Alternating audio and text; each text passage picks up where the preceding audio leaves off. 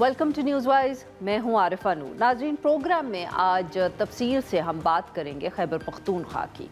बहुत अरसे बाद पाकिस्तान तहरीक इंसाफ से हम कह सकते हैं कि कोई मुख्तलिफ ख़बर आई गुज़िश्ता रोज़, जब ये पता चला कि इमरान खान साहब ने अली अमीन गंडापुर साहब को तब्दील करने का फ़ैसला कर दिया है और सुहेल आफरीदी साहब जो एक फ़र्स्ट टाइम MPA हैं, उनको नॉमिनेट किया है चीफ़ मिनिस्टर खैबर पख्तूनख्वा के लिए। फ़ैसला जमात ने तो कर दिया। जमात का फ़ैसला आया तो गंडापुर साहब की तरफ से पैगाम आया कि उन्होंने इस्तीफ़ा भी अपना भिजवा दिया है। मगर अब सवाल यहाँ उठ ये रहा है कि क्या ये तब्दीली जो पाकिस्तान तहरीक इंसाफ ने जिस नाम का फ़ैसला किया है, क्या वो तब्दीली सचमुच खैबर पख्तूनख्वा में आ पाएगी कि नहीं। एक तरफ तो जो खैबर पख्तूनख्वा के गवर्नर हैं फैसल करीम कुंडी साहब इस्लामाबाद में मौजूद हैं, वो कह रहे हैं कि उनको अभी तक इस्तीफ़ा नहीं मिला, उनके दफ्तर जो चीफ़ मिनिस्टर हैं उनका इस्तीफ़ा नहीं पहुंचा, जबकि अली अमीन गंडापुर साहब के बकौल इस्तीफ़ा भेज दिया गया है। दूसरी तरफ जो वफाकी हुकूमत से जिस किस्म के पैगामात आ रहे हैं, उससे भी वाज़े होता है कि इतनी आसानी से ये तब्दीली जो है ये शायद आने नहीं दी जाएगी। अता तारड़ साहब इंफॉर्मेशन मिनिस्टर हैं, उन्होंने भी कुछ देर पहले प्रेस कॉन्फ्रेंस की और प्रेस कॉन्फ्रेंस में उन्होंने बहुत तनकीद की सुहेल आफरीदी साहब पे और कहा कि वफाकी हुकूमत ये नहीं होने देगी। वफाकी हुकूमत ये कैसे नहीं होने देगी ये हमें समझ नहीं आया, क्योंकि उन्होंने ज़िक्र किया कि कोई एक ऐसा शख्स जो तहरीक तालिबान पाकिस्तान को सपोर्ट करता हो या उनका सिंपथाइज़र हो, उसको चीफ़ मिनिस्टर नहीं बनने दिया जाएगा। ये बात पहले से भी हो रही थी कि तब्दीली शायद जिन हलकों का सपोर्ट हासिल था गंडापुर साहब को, वो नहीं इतनी आसानी से होगा। अब ऑब्वियसली इसमें सबसे पहला जो चैलेंज है वो तो नंबर्स गेम होगी पार्लियामेंट में।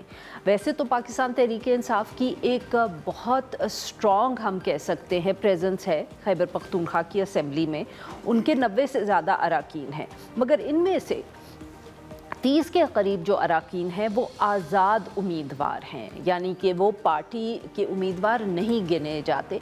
तो अगर कहीं उनका वोट इधर उधर हो गया तो इलेक्शन कमीशन या इधर उधर कोर्ट्स में शायद कुछ फ़र्क उनकी जो इलेक्शन है या उनकी जो सीट है उस पर नहीं पड़ेगा।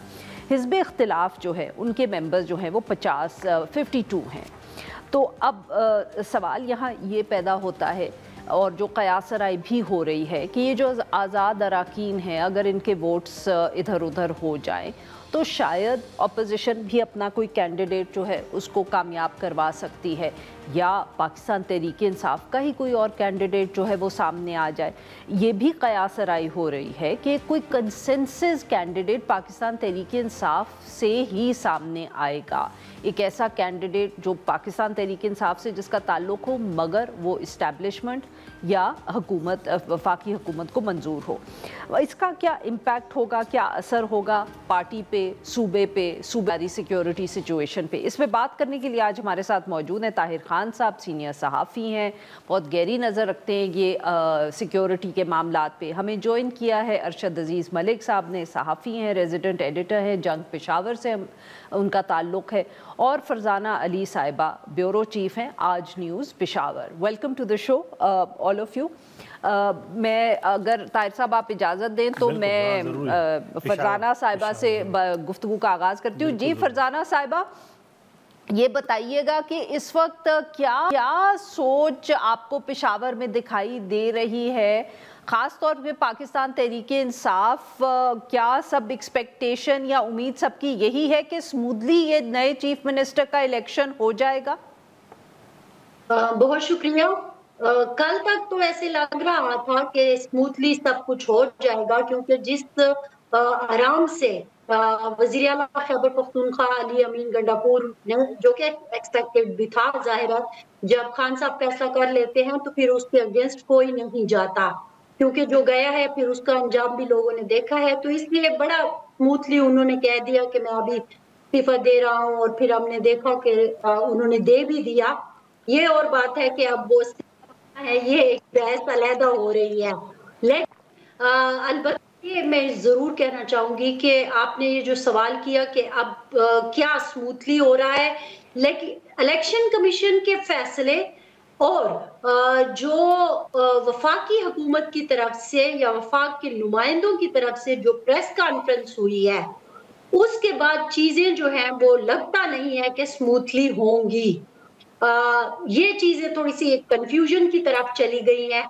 फिर अच्छा, वजीर आला साहब के जो इस्तीफे का भी एक मामला है, वो भी थोड़ा सा प्रॉब्लमेटिक लग रहा है। अगरचे अभी पार्लिमानी पार्टी का इजलास वजीर आला हाउस में शुरू हो गया है, इशाइये पर बुलाया हुआ है वजीर आला ने सबको, तो देखते हैं कि वहां क्या होता है। लेकिन जिस तरह से सुहेल के ऊपर सुहेल आफरीदी के ऊपर कल रात जैसे ही उनके नाम का ऐलान हुआ, उनको नामजद किया गया खैबर पख्तूनख्वा वजीर आला के लिए, तो आपने देखा कि सोशल मीडिया पर तहरीक इंसाफ की अपनी एक खुशी सामने थी, लेकिन कुछ हलकों की तरफ से जिस तरह उनके ऊपर तनकीद शुरू हुई, और फिर जो मैंने जिक्र किया कि वफाक के नुमाइंदों की तरफ से जो प्रेस कॉन्फ्रेंस हो गई और उसमें वाज़े तौर पर कह दिया गया कि इनको तो नहीं बनने देना, तो वो चीजें तो लग रहा है कि शायद इतना स्मूथली नहीं होगा।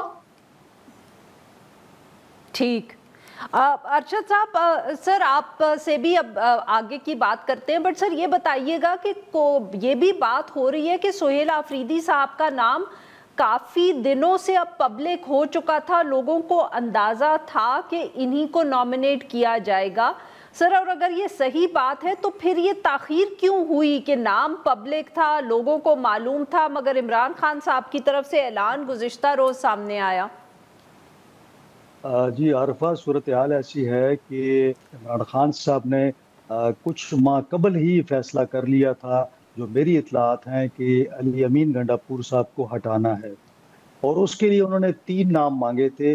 तो 3 नाम जो थे वो उस पर गौर खोज कर रहे थे, और जो भी लोग आते थे उनसे तबादला ख्याल भी करते थे, बात भी करते थे, अक्सर ये लोग भी जाके मिलते थे वहाँ पे।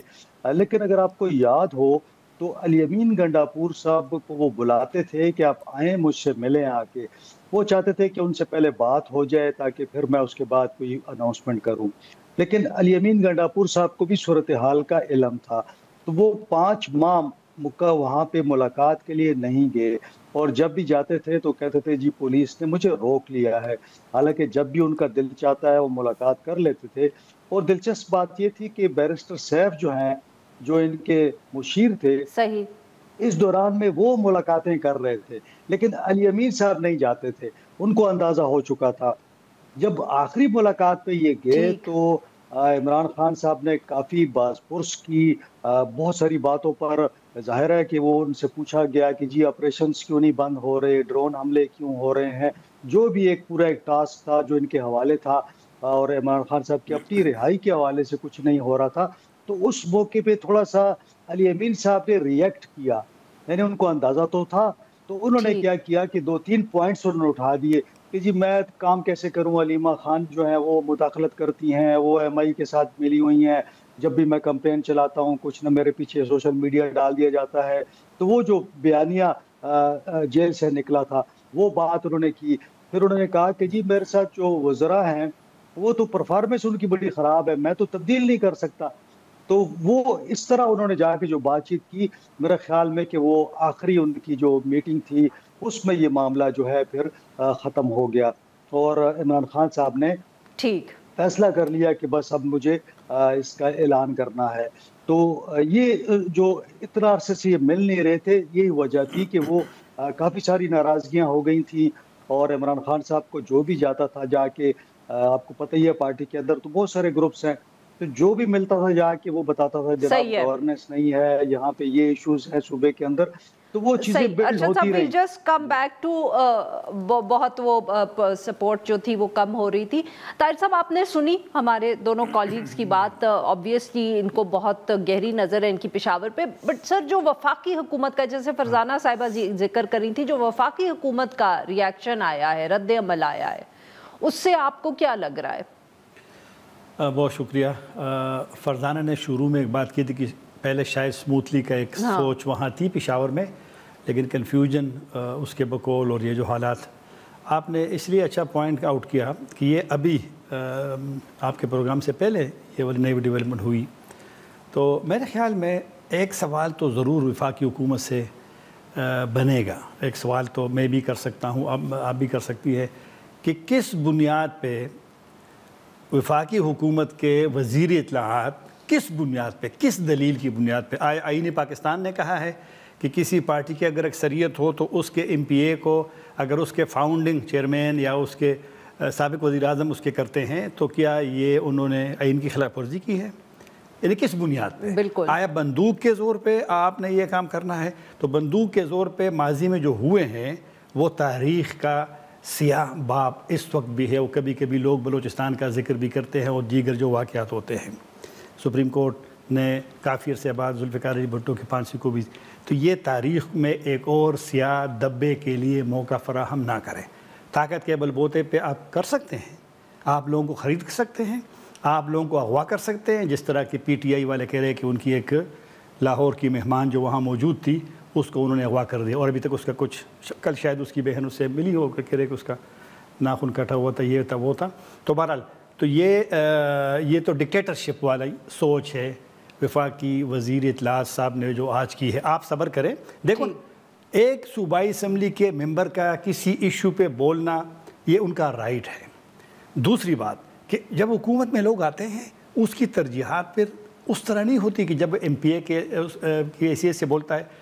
تیسری بات یہ ہے کہ اگر وہ ایک خیبر ضلع کا وہ ایم پی اے ہے، وہاں اگر ایک اسٹرائک ہوتی ہے اور اس میں ان کے بقول اگر لوگ کہتے ہیں کہ اس میں سول انگیجمنٹ جو بعد میں مانی بھی گئی، بالکل، تو اگر وقت پہ اس نے بیان دیا ہے تو آپ کیسے کہہ سکتے ہم نہیں چھوڑنے دیں گے، ہم وہ نہیں دیں؟ تو میرے خیال میں یہ بہت غلط سوچ ہے، منفی سوچ ہے.